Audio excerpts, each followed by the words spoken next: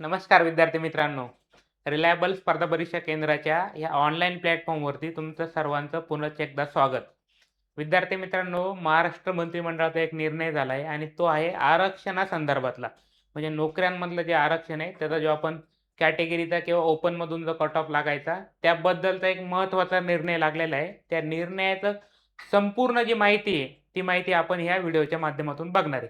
त्यामुळे व्हिडिओ शेवटपर्यंत बघायचा आणि आवडल्यास लाईक आणि शेअर जरूर करा. आपल्या मित्रांपर्यंत पोहोचवा, की जेणेकरून त्या विद्यार्थ्यांना पण ह्या गोष्टींची किंवा जे पालक असतील त्यांच्यापर्यंत पण पोहोचवा, की ह्या आरक्षणाचा नेमकी फायदा काय असणार आहे, याचे तोटे काय असणार आहे आणि कोणकोणत्या बेसिसवरती ह्या आपल्याला आरक्षणाचा ह्या नोकऱ्यांमध्ये फायदा घेता येणार आहे, याची माहिती आपल्याला ह्या व्हिडिओच्या माध्यमातून बघायची आहे. त्याच्यामुळे व्हिडिओ शेवटपर्यंत बघायचा आणि काहीही प्रश्न असले तुमचे तर खाली कमेंट बॉक्समध्ये टाका. 100% तुमच्या प्रश्नांचं शंकांचं निराकरण आपण आपल्या माध्यमातून करणार आहोत.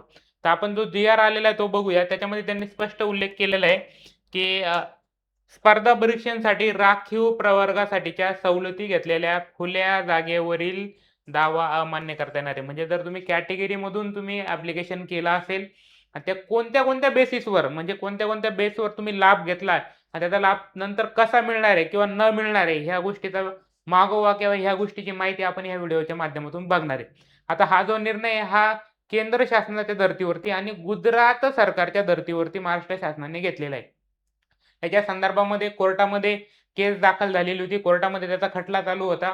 तो टी भरती संदर्भातला होता, की जे विद्यार्थ्यांना कॅटेगरीमधून त्यांनी ॲप्लिकेशन केलेले आहे आणि त्यांना चांगले मार्क पडले, तर ते ओपनमध्ये जाऊन त्यांचा कट ऑफ लागायचा किंवा ओपनची जी जागा असायची, ओपन विद्यार्थ्यांसाठी राखीव असलेल्या जागेवरती ते मुले दावा करायचे आणि ती जागा किंवा ते पद त्या विद्यार्थ्याला मिळायचं आणि ओपनच्या विद्यार्थ्यांच्या किंवा खुल्या प्रवर्गामधून जे विद्यार्थी ॲप्लिकेशन करताय त्या विद्यार्थ्यांचं नुकसान व्हायचं.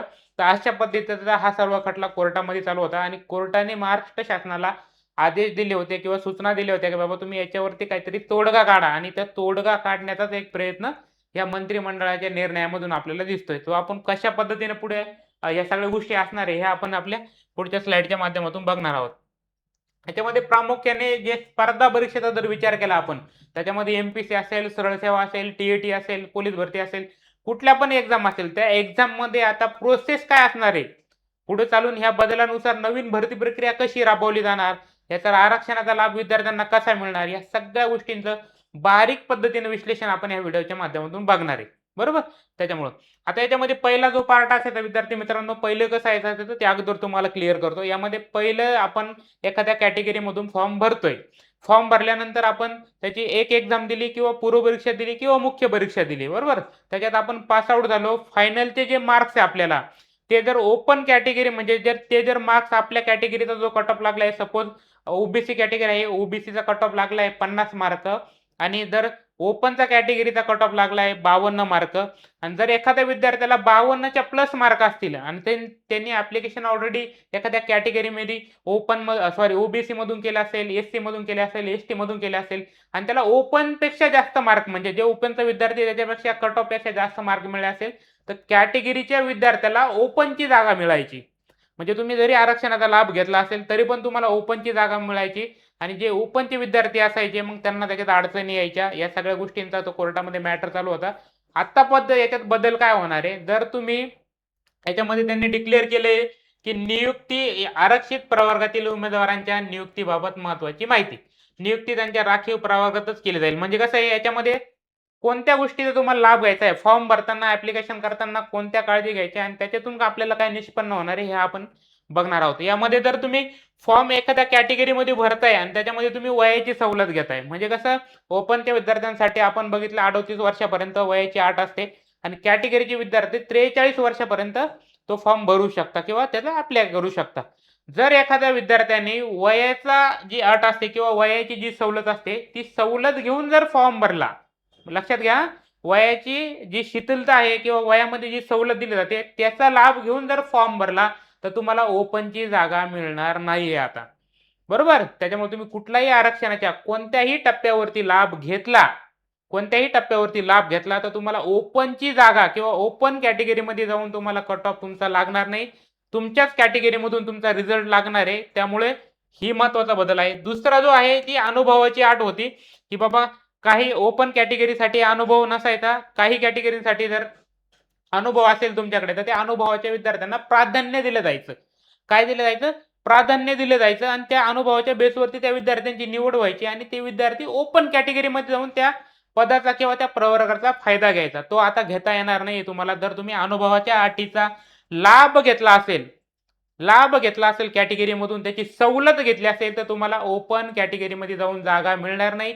तुम्ही ज्या कॅटेगरीमधून ऍप्लिकेशन केलंय, फॉर्म भरलाय त्याच कॅटेगरीमधून तुमची निवड किंवा तुम्हाला पद त्यामध्ये मिळणार आहे. दुसरा महत्वाचा म्हणजे शैक्षणिक पात्रता. शैक्षणिक पात्रतेत शिथिलता किंवा सवलत ज्या कॅटेगरीला दिली जाते त्या शैक्षणिक पात्रतेचा जर तुम्ही लाभ घेतला असेल तर तुम्हाला ओपन कॅटेगरीमधून पद मिळणार नाही किंवा त्या प्रवर्गामध्ये जाऊन आपला कट ऑफ लागणार नाही. आपल्या कॅटेगरीमधून आपला कट ऑफ लागेल आणि आपल्याच कॅटेगरीमधलं पोस्ट आपल्याला ज्या जागा असतील त्या जागांपैकी आपल्याला ती जागा मिळणार आहे. त्यामध्ये परीक्षेत बसण्याच्या संधी जसं की युपीएससीला अटेम्प्ट आहेत. राज्यसेवेला केले होते पण त्यांनी कॅन्सल केले. युपीएससीला अटेम्प्ट येते ते अटेम्प्टची जर तुम्ही लिमिट ठेवायची असेल तुम्हाला कॅटेगरीसाठी जास्त असते, ओपनवाल्यांसाठी कमी असते. त्याचा लाभ घेतला असेल तुम्ही त्याचा लाभ ऑलरेडी ह्या सगळ्या गोष्टी युपीएससी साठी लागू आहे. आपल्या महाराष्ट्र शासनाने आता आपल्यासाठी लागू केल्यात. हे ऑलरेडी केंद्र शासनाच्या आणि युपीएससीच्या ज्या एक्झाम आहे त्यांच्यासाठी आणि गुजरात प्रशासनाच्या ज्या एक्झाम आहे त्यांच्यासाठी याची सगळी अंमलबजावणी झालेली आहे. ह्या प्रोसेस प्रमाणेच तिकडे सगळ्या गोष्टी चालतात. आपल्याकडे नव्हते. आपल्याकडे घडी काय म्हणतात प्रत्येक वेळी भरती झाली की कोर्टात मॅटर जायचा, आरक्षणाचा जायचा. त्याच्यामुळे भरती प्रक्रिया लांबायची. भरती प्रक्रिया लांबू नये, भरतीमध्ये सुसूत्रता असावी म्हणून महाराष्ट्र शासनाने हा निर्णय केलेला आहे. याच्यामध्ये जर तुम्ही परीक्षेत बसण्याची संधी म्हणजे अटेम्प्टचा जर लाभ घेतलेला असेल तरी पण तुम्हाला त्या ओपन कॅटेगरीमधून किंवा ओपन कॅटेगरीचं पद तुम्हाला मिळणार नाही. त्यानंतर खुल्या महत्वाची जी टिप याच्यामध्ये महत्वाचं काय, खुल्या प्रवर्गातील जागेवर दावा सांगता येणार नाही तुम्हाला. ह्या वरील पद्धतीने जर तुम्ही लाभ घेतला, याचा जर तुम्ही फायदा घेतला असेल तर तुम्हाला खुल्या प्रवर्गामधील जागेवर तुमचा दावा सांगता येणार नाही. आता याच्यामध्ये पुढचा जो टप्पा आहे याच्यामध्ये आरक्षण कशा पद्धतीने आहे, उभं आरक्षण असतं, एक आडवं आरक्षण असतं. मग त्याच्यामध्ये त्या सगळ्या गोष्टी आपण समजून घेऊ म्हणजे तुमचे डाऊट क्लिअर होतील, पूर्णपणे डाऊट क्लिअर होतील. ते आपण पुढच्या स्लाइडच्या माध्यमातून समजून घेणार आहे. याच्यामध्ये जर आपण उभा आरक्षणाचा विचार केला, सामाजिक आणि शैक्षणिक मागासलेपणाच्या आधारावर वेगवेगळ्या प्रवर्गांना दिलेले मुख्य आणि स्वतंत्र आरक्षण एका प्रवर्गाच्या उमेदवार दुसऱ्या प्रवर्गाच्या जागेवर दावा करू शकत नाही, असे सामाजिक आरक्षण म्हणते. म्हणजे आतानुसार जो बदल झालाय, तुम्ही जर एका प्रवर्गामधून तुम्ही मुख्य आणि स्वतंत्र आरक्षण दिलेले आहे तुम्हाला आणि एका प्रवर्गाचा उमेदवार दुसऱ्या प्रवर्गाच्या जागेवर म्हणजे कोणता कॅटेगरीचा उमेदवार आता ओपनच्या जागेवरती दावा करू शकत नाही. हा त्याच्यामधला बदल झालेला आहे. आणि हे जे प्रकरण होतं हे टीईटीच्या भरतीवरती कोर्टामध्ये होतं. म्हणजे टीईटीचा जो मार्किंगचा विषय असतो त्या मार्किंगच्या विषयावरती कोर्टात केस होती ती. पण कोर्टाने महाराष्ट्र शासनाला आदेश दिले की बाबा तुम्ही ह्या एका परीक्षेसाठी ही अडचण येते, पण बाकी एमपीएससीच्या पदांसाठी पण आपण मागच्या काळामध्ये बघितलं सगळ्या ज्या केसेस होत्या आरक्षणाच्या त्या मॅटमध्ये गेल्या, त्याच्यात कोर्टात गेल्या, सुप्रीम कोर्टात गेल्या, त्याचे निकाल यायले. त्याच्यामुळे भरती प्रक्रिया लांबायची. खूप साऱ्या भरत्या लांबल्या होत्या. त्याच्यामध्ये आपण आरक्षणाचा जर विचार केला विद्यार्थी मित्रांनो तर 13% हे एसटी साठी 13% आरक्षण हे नोकऱ्यांचं आरक्षण आहे. नोकऱ्यांचं आरक्षण महाराष्ट्र शासनाच्या नोकऱ्यांमध्ये असलेलं आरक्षणाची ही पद्धत ती समजून घेऊ आपण. एससी कॅटेगरीसाठी 13% आरक्षण असतं. त्यानंतर 7% आरक्षण हे एसटी कॅटेगरीमधील विद्यार्थ्यांसाठी असतं आणि ओबीसी जे बांधव आहे त्यांच्यासाठी 19% असतं. त्यामध्ये जर पुढे विचार केला आपण व्हीजेए साठी 3% आरक्षण असतं. एनटीबी साठी 2.5% आरक्षण असतं. एनटीसी साठी 3.5% म्हणजे 3.5%, इकडे 2.5%. एनटीसी साठी 3.5% आरक्षण असतं आणि एनटीडी साठी 2% आरक्षण आणि एसबीसी साठी 2% अशा आरक्षणाच्या पद्धती आहे. आणि पुढे जर बघितलं आपण जो आता नवीन मराठा आरक्षण समाजाला आरक्षण दिलेले, मराठा बांधवांना आरक्षण दिलेले एसईबीसी मराठा आरक्षण यांना 10% आरक्षण, त्यानंतर ईडब्ल्यूएस साठी 10% आरक्षण. तर ह्यामध्ये जो मराठा बांधवांसाठी आरक्षण दिलं त्या आरक्षणामुळे आरक्षणाचा टक्का वाढलेला आहे. आपल्या नोकऱ्यांच्या महाराष्ट्र शासनाच्या नोकऱ्यांच्या आरक्षणामधला जो टक्का वाढलेला आहे त्याच्यामुळे किचकट अटी येऊ लागल्या महाराष्ट्र शासनाला निकाल लावताना. कारण निकाल लावला, एखाद्या विद्यार्थ्याचं सिलेक्शन नाही झालं, त्याला ओपन कॅटेगरीमधून गेला किंवा कॅटेगरीतली जागा नाही भेटली तर तो सरळ मॅटमध्ये जायचा, सरळ कोर्टात जायचा, त्याच्या विरुद्ध अपील दाखल करायचा आणि ती भरती प्रक्रिया लांबायची. ती भरती प्रक्रिया लांबायला नको, त्यामध्ये गुंतागुंतीची प्रक्रिया वाढायला नको म्हणून शासनाने हा निर्णय घेतलेला आहे. आणि हा निर्णय आपल्यासाठी हा महत्वाचा आहे की आपल्याला इथून पुढे जे येणारे ग्रुप सी चे ऍड असणारे ग्रुप सी ची जी ऍड असणार आहे त्या ऍड साठी अडचण येऊ नये, ती भरती प्रक्रिया लांबू नये म्हणून शासनाने या सगळ्या गोष्टी आधीच क्लिअर केलेल्या आहे. याच्यात अजून एक डाऊट होता विद्यार्थी मित्रांचा का ग्रुप सी ची जी एक्झाम आहे ती कशा पद्धतीने होणार आहे. आता आपण आयोगाचा जर सगळा विचार केला, शासनाचा विचार केला, तर त्यांच्या विचाराधीन असा आहे की एकच एक्झाम घ्यायची. म्हणजे 2014-15चा जो पॅटर्न होता कोणता क्लर्कचा, एमपीएससी क्लर्कचा 200 मार्काची पेपर घेतला जायचा आणि एकच परीक्षा व्हायची. शक्यता आहे आत्ताची जी येणारी 2026ची ऍड असेल किंवा पुढची ऍड असेल ही त्याच पद्धतीची असू शकते अशी शक्यता आहे. त्यामुळे आपण त्या बदलासाठी पण तयार राहायला पाहिजे. या सगळ्या शक्यतेच्या गोष्टी पण शक्यतो आपल्यापर्यंत जी माहिती येते त्या पद्धतीने असेच होणार आहे की बाबा शक्यतो एक पेपर होईल, टायपिंग टेस्ट लागेल, टायपिंग टेस्ट नसणार, तुम्हाला फक्त सर्टिफिकेट अपलोड करावं लागतील आणि एकच एक्झाम होईल ग्रुप सी साठी. त्यामध्ये 200 मार्काचा पेपर होऊ शकतो किंवा 150 मार्काचाही होऊ शकतो. 2014-15चा जो जुना पॅटर्न होता आपला त्यानुसार, जसं आता राज्यसेवेला जुना पॅटर्न लागू केला त्यांनी, तसं जर ग्रुप सी ला त्यांनी लागू केलं तर 200 मार्काचा एक पेपर होईल. एक पेपर झाल्यानंतर त्याची सगळी प्रोसेस डायरेक्ट निकाल लागेल, टायपिंग टेस्ट वगैरे काय नसेल, फक्त तुम्हाला ते फॉर्म भरताना फिलअप करावं लागणार आहे. पण महत्वाचा मुद्दा हे आहे, आपण याच्याकडे वळूया.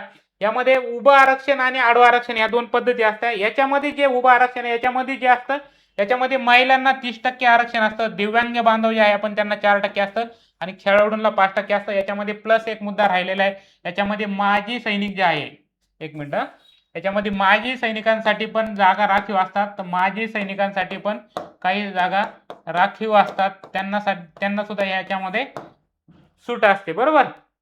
याच्यामध्ये आरक्षित प्रवर्गातील उमेदवार अर्ज करताना वय, पात्रता, सवलत घेतली असेल तर त्याला जास्त गुण असूनही खुल्या प्रवर्गातील ओपन जागेवर दावा सांगता येणार नाही.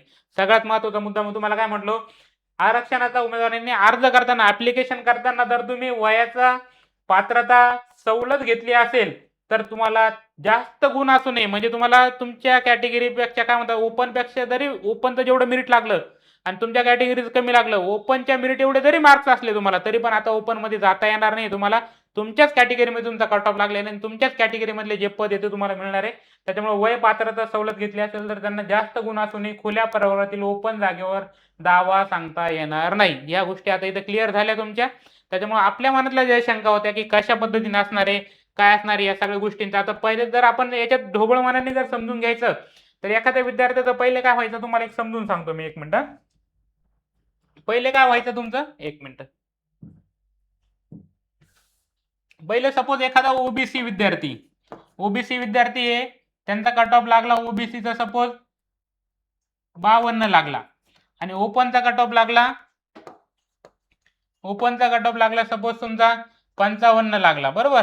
आणि हे ओबीसी जो विद्यार्थी याच्यातला ए प्रकारचा किंवा जर सपोज श्याम हा विद्यार्थी आहे, श्यामला जर मार्क असेल 55, किती, 55, आणि इथं ओपनचा कट ऑफ लागलाय 55, त्याला ओबीसी मध्ये त्याचा कॅटेगरी आहे, त्याला मार्क पडलेले 55, पण त्यांचा कट ऑफ लागलेला आहे 52. याला जर याने ओबीसीचा कुठलाही लाभ घेतला नसेल तर ओपन मध्ये त्याला जाता येईल. पण त्याने ओबीसीचा कुठलाही लाभ घेतलेला असेल, ओबीसी कॅटेगरीसाठी वयाचा असेल, शैक्षणिक पात्रता असतील किंवा अनुभव असेल, याचा कुठलाही लाभ घेतला असेल तर त्याला ओपन मध्ये जाता येणार नाही. हा मुद्दा इथं क्लिअर झाला. याच्यामध्ये फक्त एका गोष्टीसाठी सूट दिलेली त्यांनी, शुल्क, म्हणजे फॉर्म भरताना जर आपण कॅटेगरी मधून शुल्क भरलं, बाकीच्या गोष्टीचा लाभ घेतला नाही, फक्त फीचा लाभ घेतला तर तुम्हाला डायरेक्ट ओपन मध्ये जाता येणार आहे. त्याच्यात काहीही अडचण नाही. दुसरी जी गोष्ट आहे पुढे आपल्याला बघायची मित्रांनो, एक मिनिट,